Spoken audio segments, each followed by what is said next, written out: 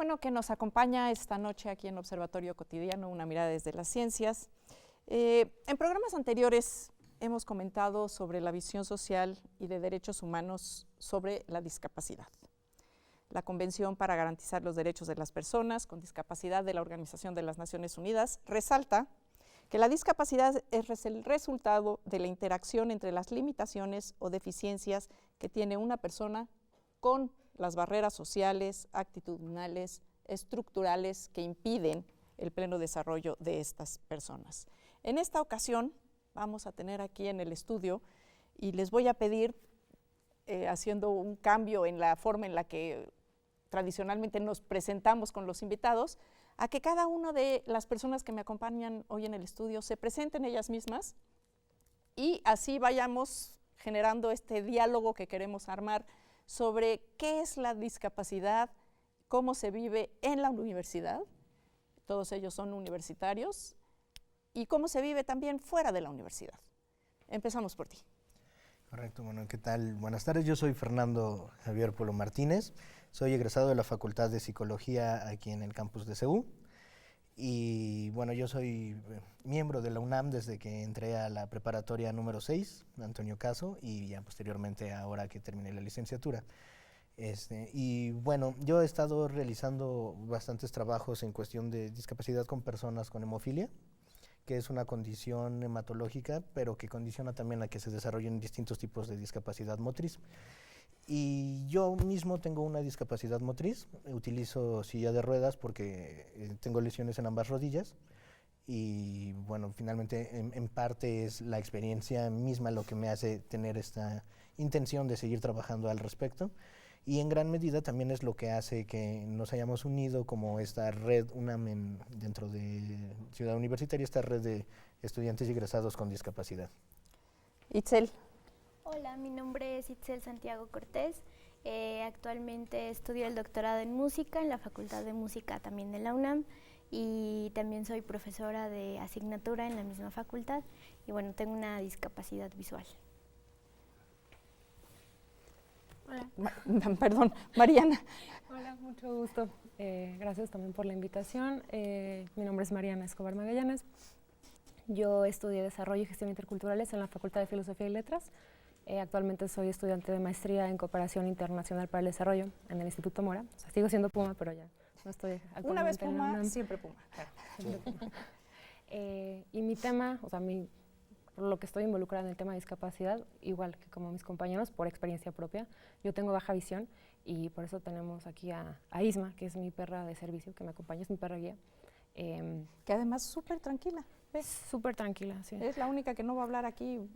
Ay, seguro se va a robar la cámara. Sí, sí, entonces pues, mi tema con discapacidad personal es que no tengo visión periférica, entonces Isma me apoya en el desplazamiento.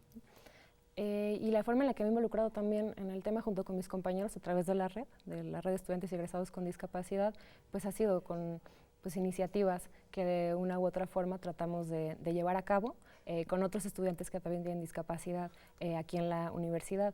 Y bueno, pues en la maestría también actualmente estoy desarrollando un proyecto que tiene que ver con la accesibilidad en entornos educativos y cómo el intercambio de buenas prácticas puede llevar a que esto se afiance y sea mejor todavía. Muchas gracias, Mariana. Claudia. Sí, mi nombre es Claudia Peña, soy titular de la Unidad de Atención para Personas con Discapacidad de la UNAM y bueno, a mí me da muchísimo gusto que tengamos la oportunidad de platicar como Unidad de Atención para Personas con Discapacidad. Nos importa mucho escuchar las voces de nuestros estudiantes, de nuestros egresados, porque lo que queremos hacer es precisamente esa visión social, ese modelo social respecto a la discapacidad, ir generándolo en nuestra comunidad universitaria. Bueno, pues muchísimas gracias a los cuatro por su presentación. La verdad, me parece que tenemos un panel de lujo, son chicos que pues tienen una formación académica, entienden perfectamente lo que es esta casa de estudios y creo que son las mejores personas que nos pueden transmitir qué es lo que tiene que hacer la UNAM, en qué necesitamos mejorar como institución educativa para la atención a las personas con discapacidad y qué es lo que lo que hay y lo que pasa afuera. ¿Cómo se vive esta transición entre entrar a la universidad, salir a la calle? ¿Cómo se vive esto? Pero entremos primero por qué tenemos que hacer en la universidad, cuáles son los grandes retos que tiene la universidad frente al tema de la discapacidad. Y luego también les voy a pedir, pero para la segunda parte, pero para que lo vayan pensando, ustedes participaron en un concurso recientemente sobre temas de discapacidad y quiero que me platiquen sobre sus trabajos. Correcto. Bueno, en cuestión de la universidad y comparado con la ciudad, pues sí, de repente suele haber como un impacto distinto, porque hay como mayor posibilidad de hacer una incidencia rápida dentro de la universidad. O sea, es desde mi perspectiva más posible que se genere inclusión dentro de la universidad en primer lugar y eso se expanda a la ciudad. No al revés, porque la ciudad es increíblemente grande y la ciudad universitaria es muchísimo más homogénea dentro de todo. O sea, es increíblemente diversa también, pero comparado con la ciudad sí hay como un contraste.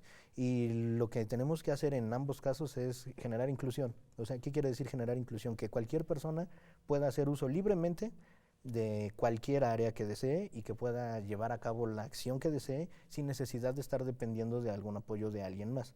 Y esto es totalmente asequible, es realmente una condición que podemos obtener siempre y cuando pues se tenga presente al momento de estar generando estos espacios, que se tenga presente al momento de que hay alguna necesidad muy específica que se tiene que atender y que haya la disponibilidad de hacer ajustes razonables como poner quizás alguna señalización, como permitir que se tomen clases en un salón en específico, ese tipo de cosas que no modifican realmente el entorno, que no requieren un ingreso económico y que está a la mano de cualquiera con simplemente hacer estas pequeñas modificaciones.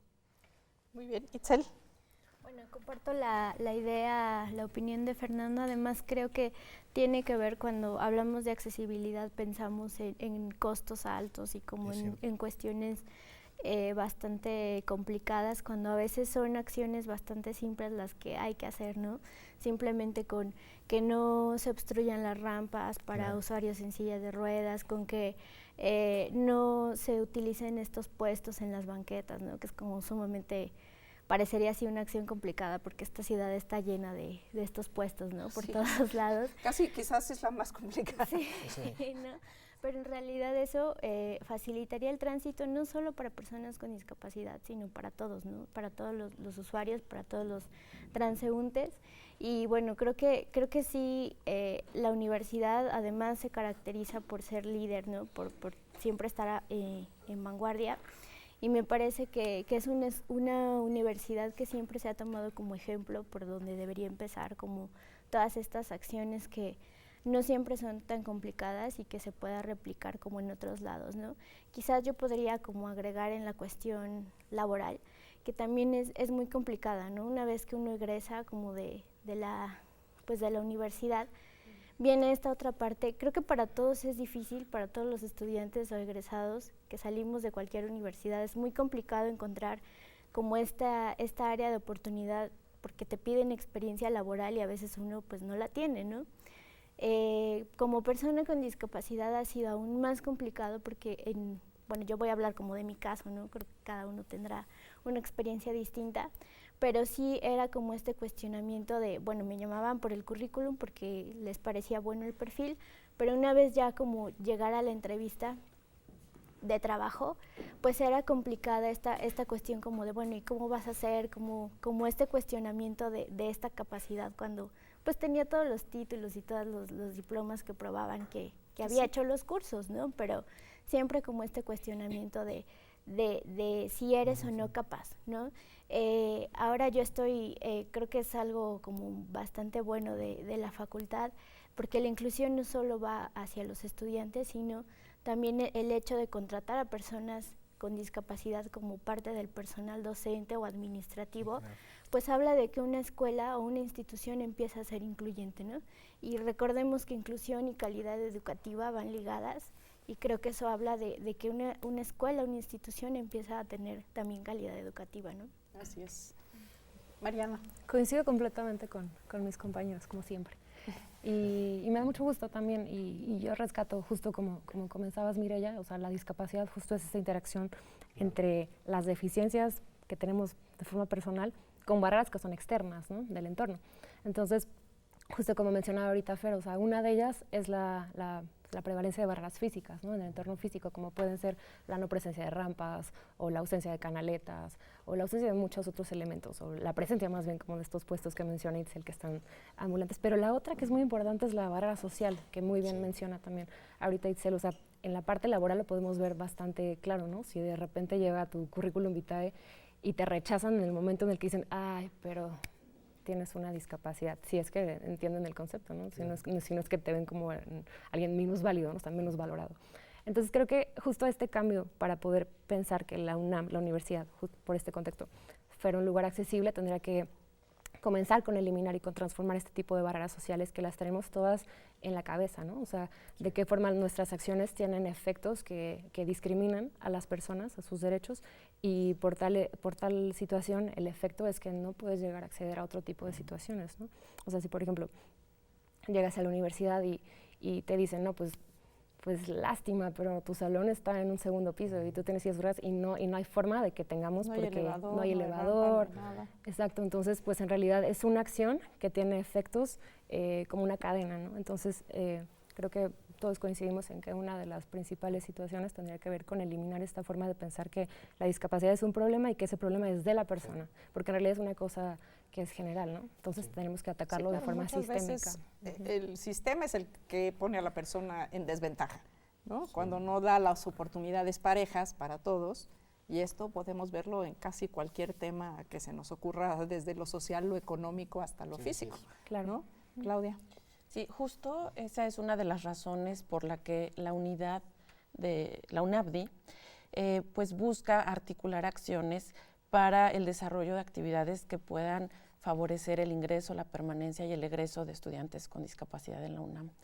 Y bueno, en todas estas acciones es muy importante escuchar primero la voz de quien vive la discapacidad y quien se enfrenta a todas estas barreras, para luego entonces estar realizando actividades que en conjunto podamos realmente generar un cambio.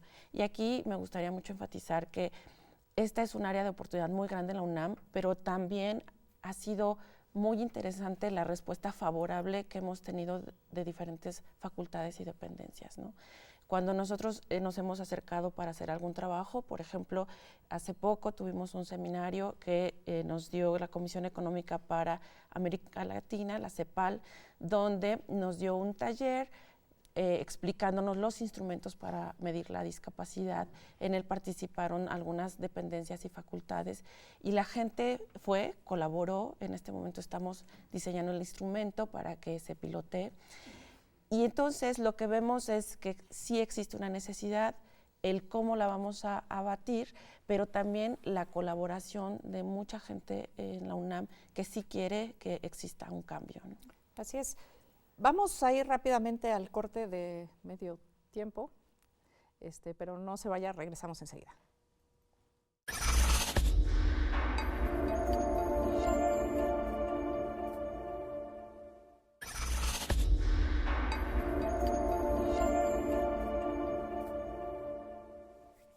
Qué bueno que sigue con nosotros. Estamos aquí platicando con colegas de la UNAM, egresados y aún alumnos de nuestra casa de estudios y la unidad de atención para personas con discapacidad aquí de la UNAM, sobre su vida en nuestra casa de estudios y las barreras con las que se han enfrentado y los temas que han solventado, mucho a través de su decisión propia, otras pues gracias al apoyo de las familias, de compañeros, de colegas, de profesores.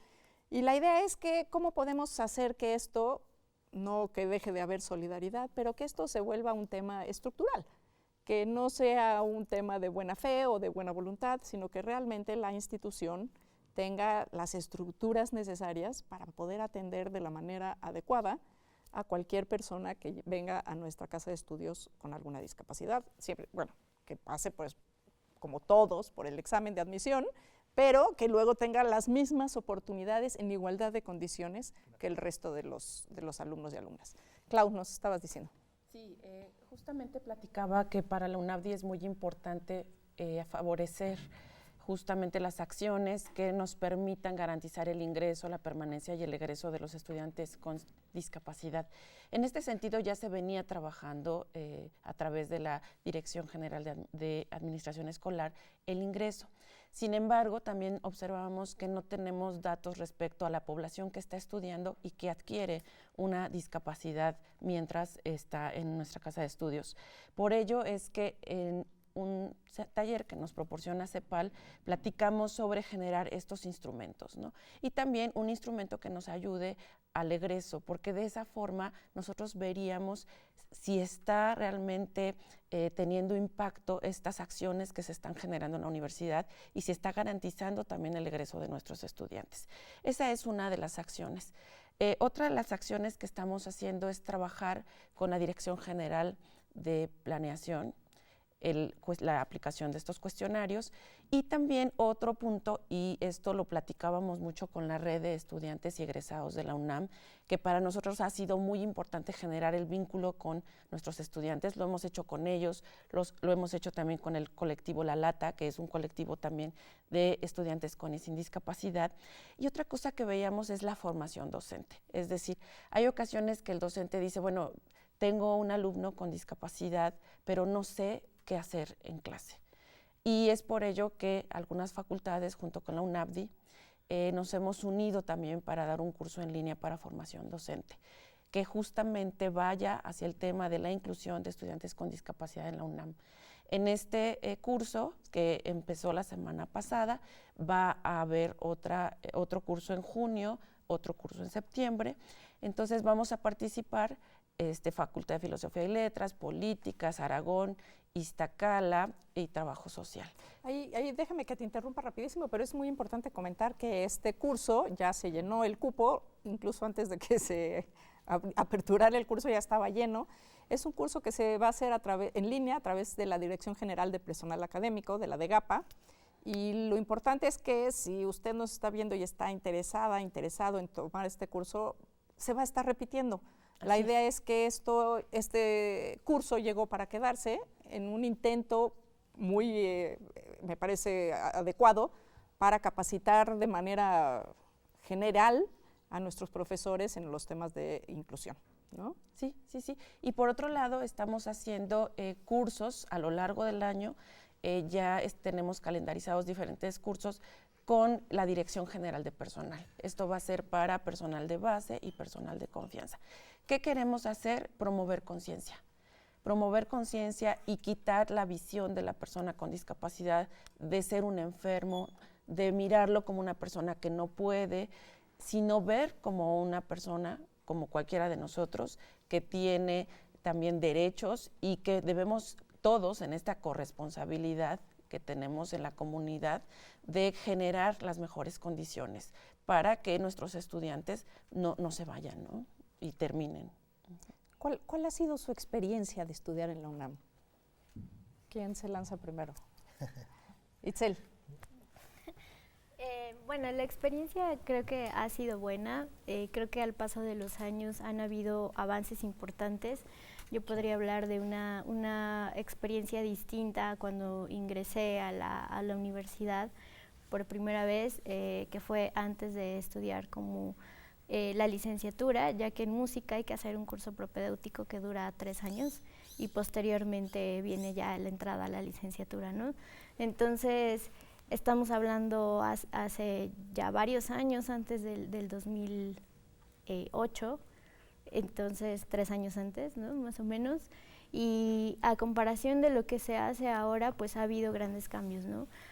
Justamente también la tesis que realicé tuvo que ver con la identificación de estas barreras de ingreso, permanencia y egreso en la universidad, que fue entrevistando a estudiantes con discapacidad visual, estudiantes y egresados de la Facultad de Música, y coincidíamos como en muchas experiencias similares, ¿no?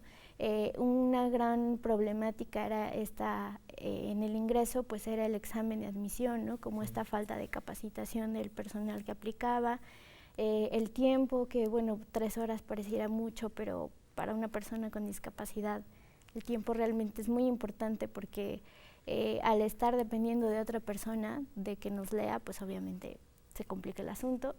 Y bueno, en cuanto a las barreras de permanencia, obviamente viene esta cuestión incluso donde el docente llega a negar la entrada al estudiante, ¿no?, a su clase, y bueno, hay que buscar otra clase, etcétera, cuando pues bueno, esto no tendría por qué pasar, ¿no? Y finalmente pues las de egreso tenían que ver más con cuestiones como administrativas o de trámites para la titulación. Pero lo que sí es que en la actualidad creo que se están haciendo cosas y creo que eso ha marcado cambios y que si bien existen todavía ciertas barreras, pues se está como trabajando en que cada vez sean menos, ¿no? Estamos ahorita en un periodo como de transición favorable, afortunadamente, y estamos como en ese cambio del paradigma, en ese momento en el que se está haciendo este despertar de conciencia, y entonces muchas barreras todavía las identificamos, todavía existen, pero desde mi perspectiva van mejorando, o sea, paulatinamente sí va como hacia ese camino en el que se va mejorando todo este de que tipo. entraste ahora sientes que hay Absolutamente, sí. O vives que hay un cambio. Sí, claro, o sea, desde que entré ni siquiera estaba como la conciencia de que pues podría venir alguna persona con discapacidad quizás. Ahora hay mucho más estudiante con discapacidad. No estaba tanto la intención de que se prestara como esta atención a las necesidades específicas, sino era como que pues tomaran clases como pudieran, ¿no? Y me parece que poco a poco se está desarrollando muchísimo más.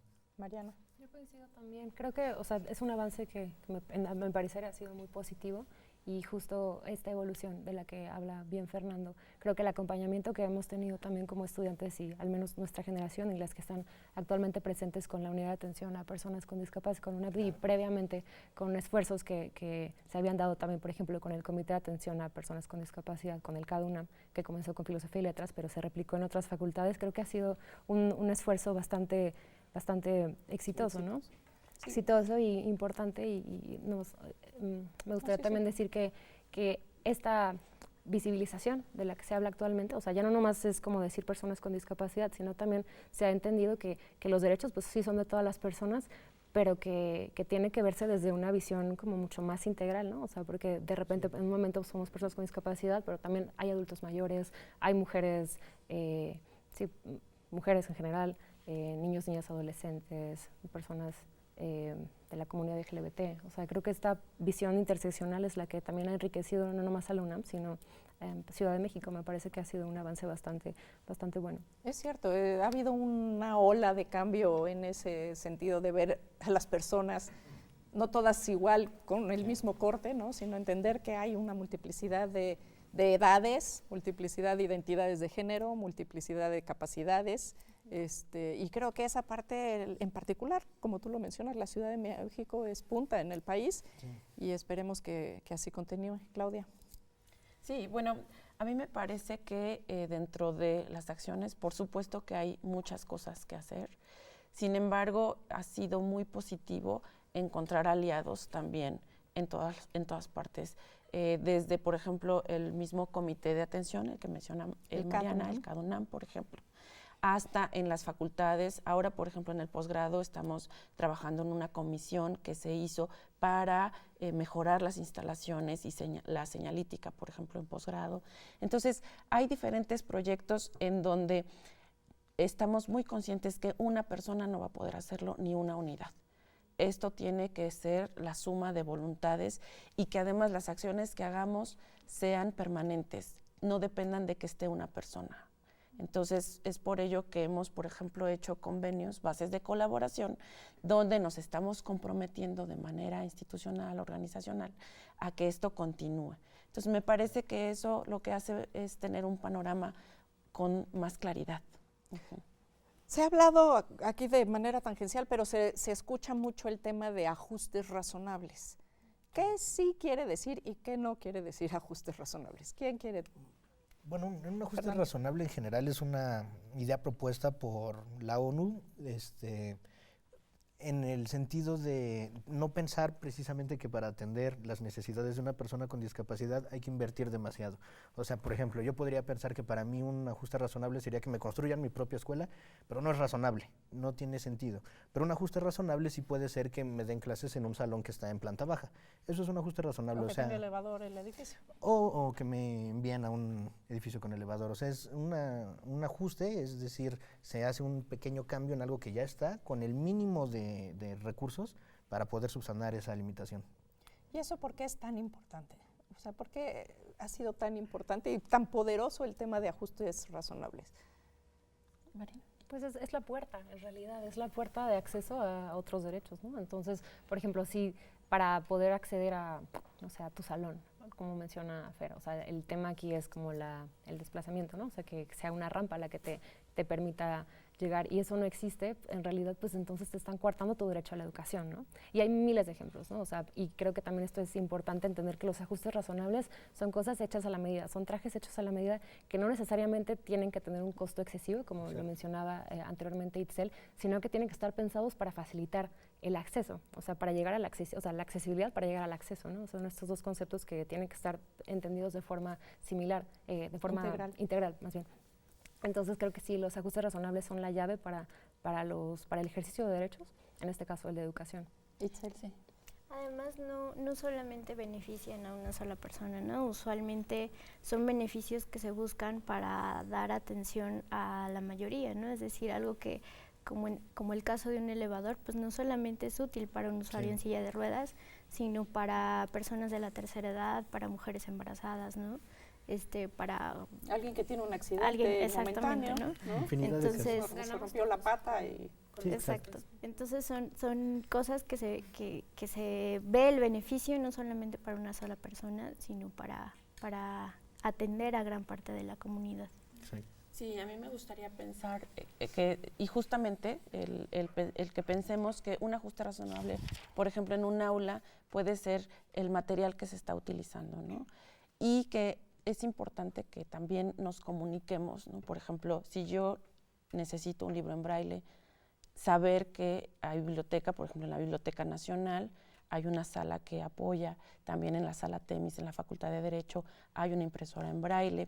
Es decir, sí hay servicios que provee la universidad, pero a veces no los conocemos. Ese es todo un tema, ¿no? Tenemos una tarea importante y esa también nos corresponde a nosotros, a la Dirección General de Atención a la Comunidad y a la Unidad de Atención para Personas con Discapacidad, socializar esta información y, bueno, pues el trabajo que se está haciendo ahora de acompañamiento, de generación de espacios, de generación de relaciones para poder construir cada vez más una universidad más incluyente, más responsable en estos temas. Como les digo, el hoyo negro ya se llevó el tiempo. Claudia, Mariana, Itzel, Fernando, muchísimas gracias por estar con nosotros esta noche. Gracias. Ha sido un placer. Y yo creo que pues esta es la primera de muchas, ¿no? Yo creo que tenemos muchas cosas que contar, muchas cosas que decir sobre estos temas. Y yo creo que es muy importante para todo nuestro público conocerlos. Esto fue Observatorio Cotidiano, una mirada desde las ciencias, gracias a todo el equipo de TV UNAM que hace posible que esto llegue hasta su casa y usted que hizo el favor de acompañarnos. Buenas noches.